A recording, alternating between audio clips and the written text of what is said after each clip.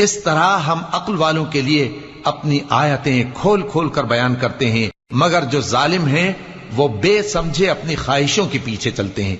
تو جس کو اللہ گمراہ رہنے دے اسے کون ہدایت دے سکتا ہے، اور ان کا کوئی مددگار نہیں۔ سو تم ایک طرف کے ہو کر دین الہی پر سیدھا رخ کیے چلتے رہو، اور اللہ کی فطرت کو جس پر اس نے لوگوں کو پیدا کیا ہے اختیار کیے رہو۔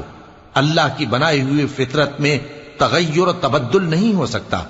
یہی سیدھا دین ہے، لیکن اکثر لوگ نہیں جانتے۔ مومنو، اسی اللہ کی طرف رجوع کیے رہو اور اس سے ڈرتے رہو، اور نماز قائم کرتے رہو، اور مشرکوں میں نہ ہونا، اور نہ ان لوگوں میں ہونا جنہوں نے اپنے دین کو ٹکڑے ٹکڑے کر دیا اور خود بھی فرقے فرقے ہو گئے۔ ہر فرقہ اسی میں مگن ہے جو اس کے پاس ہے، اور جب لوگوں کو تکلیف پہنچتی ہے تو اپنے پروردگار کو پکارتے ہیں، اسی کی طرف رجوع کرتے